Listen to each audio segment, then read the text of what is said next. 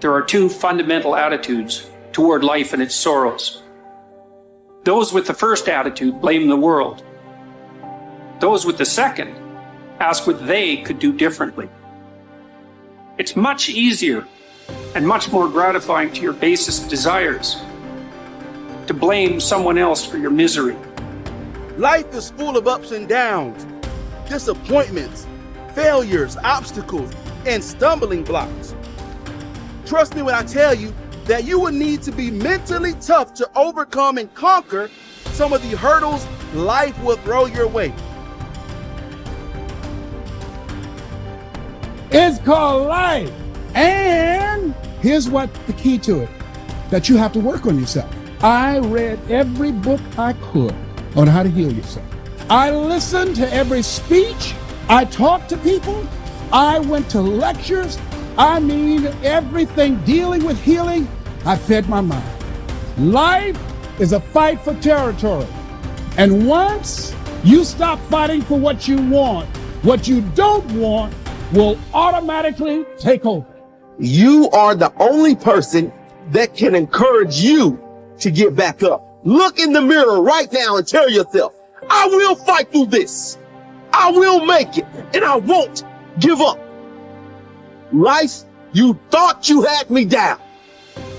But this is the moment I change my mind. I won't let anything keep me down.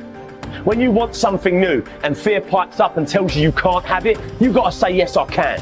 When you want to try something new and fear pipes up and tells you shouldn't do it, you gotta say, yes, I should.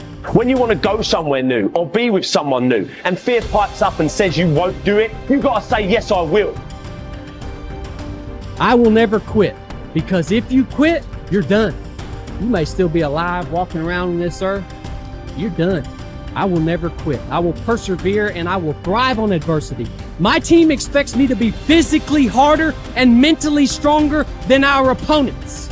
I hold myself to that standard. I will be physically harder and mentally stronger than anything that comes against me, my family, my business, my brothers, my sisters, my team. I will be the one that is physically harder and mentally stronger, and I will work to maintain that position. You won't beat me. If knocked down, I will get back up every single time. Every day, it's a selling job on you. It's possible. I can do this. I can make this happen. No matter how bad it is or how bad it gets, I'm going to make it. It's possible.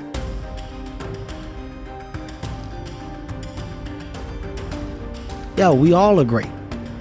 We all should think that we're great. There's no reason for you to not think that you're great. If you don't think you're great, ask yourself why. Why don't you think the highest of yourself? When you do, people have no choice but to follow suit. You have no choice but to follow suit. Well, a lot of people, they base it on their past. They base it on the life that they've experienced up until this moment. Makes you better. Yeah, it does make you better. Makes you better, makes you smarter. Yeah. A life You need with to no hear a guy rocks. like you say it. Yeah, man. That's what's interesting about it. That's what's interesting about life. You can hear a guy like you say that, and then it changes your perspective, and then you'll go out and take action that you might not have taken before. I got a 585 on my SAT, Confessions. They give you 400 for putting your name on the paper. It's a true story. I guessed ABACADA. I did abacadabra all the way down. True story. Swear to God. Hand on my mother's grave. ABACADA. All the way down.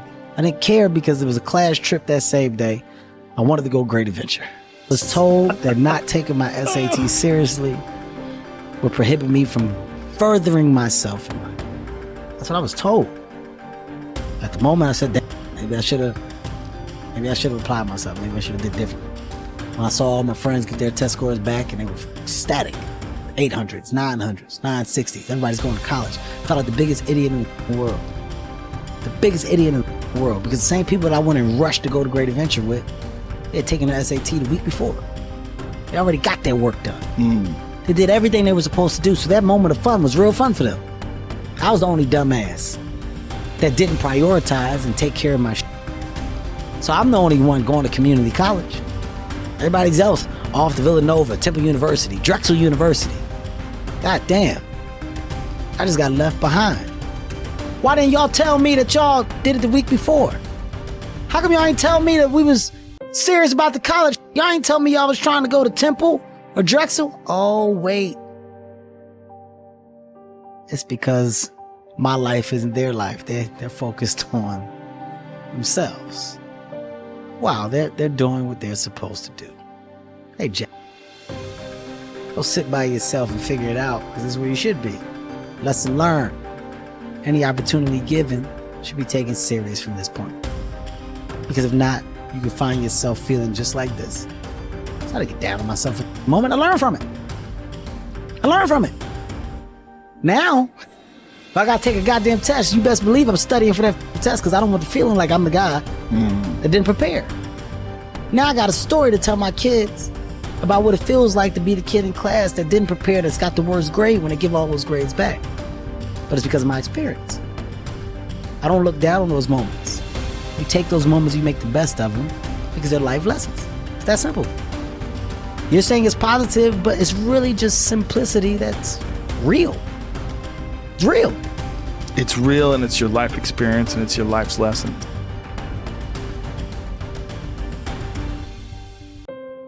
It's unbelievable how little genuine encouragement many people need, and how they had none.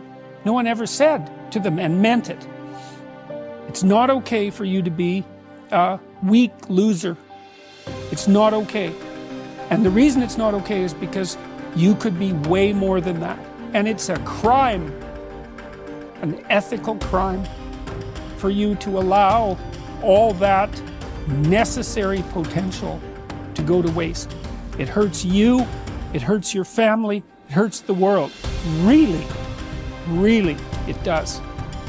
And people think, oh, okay, I get it. And they do get it, because they know. If you want to know something about yourself, sit on your bed one night and say to yourself, you got to mean this. Like, you got to be desperate. This is no game, this. It's like, my life is not everything I want it to be, and perhaps it's not everything that I need it to be. And by need, I mean my life is so unbearable that the suffering that's attendant upon that has made me nihilistic, cynical, bitter, resentful, homicidal, genocidal, unable to have a good relationship, prone to punish people for their virtues because of my jealousy, driving the proclivity to see evil everywhere except within my own heart. Like, these are problems, man. And you ask yourself, you sit on your bed and say, okay, man, I'm ready to learn something. Like, what's one thing I'm doing wrong that I know I'm doing wrong, that I could fix, that I would fix? It's like, you meditate on that, you'll get an answer. And it won't be one you want, but it'll be the necessary one. You know, and it's often something that will point you to small things. So Carl Jung said, people in the modern world don't see God because they don't look low enough. And so imagine you're in your messy bedroom, you know, and you're sitting on the edge of the bed trying to have an honest dialogue with yourself. And the little voice says, you know, it's pretty disgusting in here. And you think, well, I'm way above such trivial niceties as organizing my room. Well, that's pride. That's arrogance. If you're above organizing what's actually yours, how in the world are you ever going to organize anything else? And so you get on your knees and you think, well, it's time to, you know, take a brush to the toilet. And maybe that's where you start. And that works. Like, that works. You start making those micro improvements, like real micro improvements, real on the ground, actual micro improvements, the things you know that are wrong, you'll improve unbelievably rapidly. What's really interesting is self-value, real self-worth comes from doing hard things. We keep talking about self-love. We keep talking about loving yourself, believing in yourself. That happens naturally when you go through something difficult. Everyone who's listening right now, I guarantee you, has been through something difficult. Maybe they lost a friend. Maybe they've been through cancer. Maybe they lost their job and had to rebuild. Maybe they completely got destroyed during the pandemic and had to figure everything out with their health. The point is, we've all done hard things, and self-worth and self-value comes from recognizing the hardship you've been through and the growth that you made during that time. Now, if you're someone who's listening and saying, Jay, well, I'm not sure I've been through anything that challenging, well, that's your challenge. Go and figure out what it is that you want to do that's hard.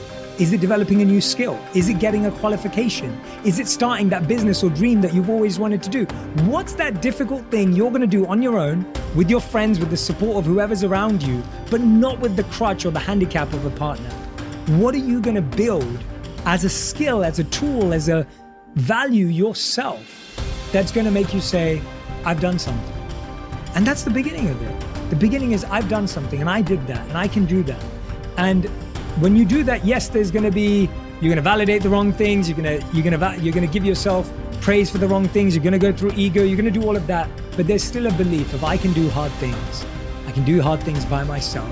And I know what value I bring to a relationship. Most people don't want to be really wealthy. What they do want is they don't want to have any financial concerns. If they want to buy a new suit, they can go and get one. If they want to take a trip, they can take the trip. If they want a new car, they can get the new car. They don't want to just run out and spend or buy. They don't want to have any financial concerns. 2, they want to wake up in the morning excited about how they're going to spend their day. And the 3rd, they want to mix with people who are upbeat and creatively productive. These are the 3 things that people really want.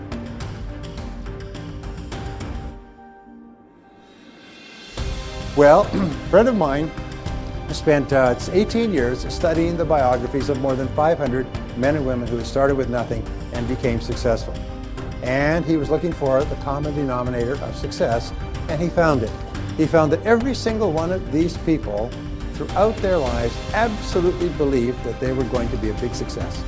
They absolutely believed they were going to be a big success when they grew up, and no matter what happened to them in their adult lives, and they never lost sight of that. Like the 3 wise men following the star, they felt that everything that happened was part of the process. Every setback was a lesson.